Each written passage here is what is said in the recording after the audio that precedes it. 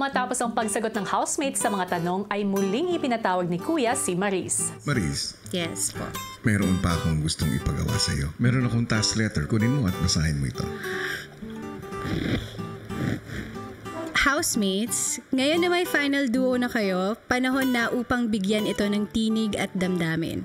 Ang inyong task ay tatawagin kong awit ng dalawa. Sa tulong ni Maris, kailangan gumawa ang mga housemates ng isang orihinal na kanta na maglalarawan sa kanilang mga kwento, pinagdaanan at mga samahan bilang mga duo.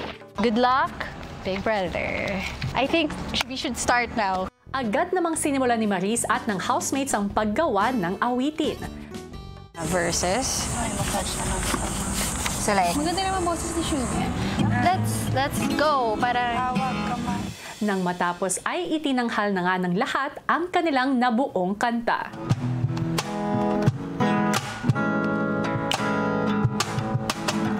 wala ka bang kaabay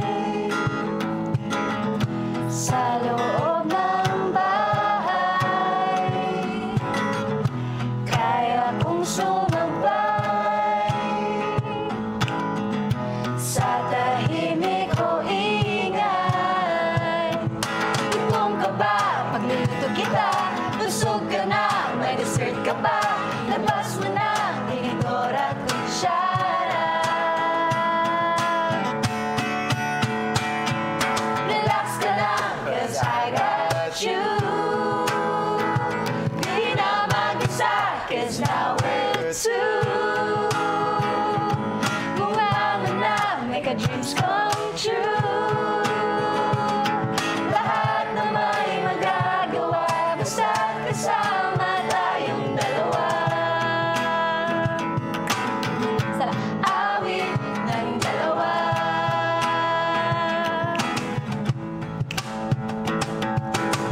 Subukan mong sumakay, subukan mong sumakay, ayos lang sumablay, ano man ang iyong kwento,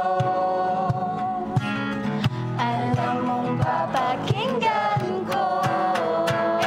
Nakakatuwa lang kasi yung contribution ko sa bonding sa season namin ay music. Ngayon na nagbumalik ako after 11 years, music ulit yung na-offer ko sa kanila. Awit ng dalawa. Awit ng dalawa.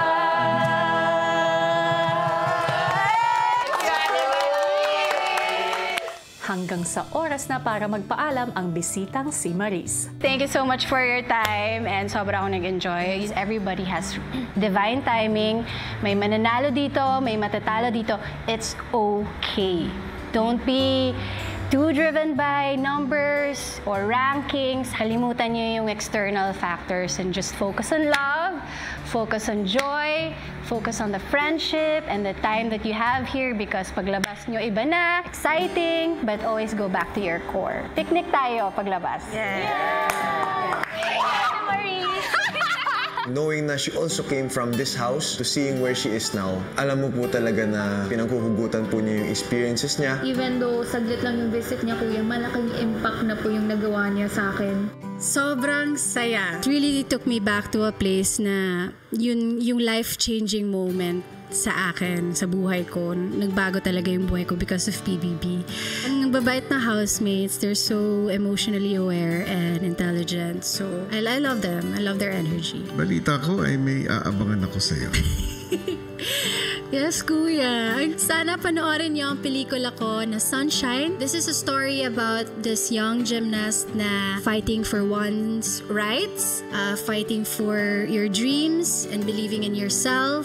So sana panoorin niyo July 23. Asahan mong ibibigay ko ang aking buong suporta. Thank you. Thank you, kuya. Salamat. Bilang kuya mo, masaya akong makita na naabot mo na itong mga pangarap mo.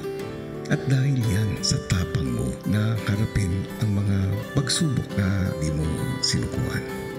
Thank you. Kaya naman, maraming salamat sa muling pagdala ng sunshine sa bahay ko. Thank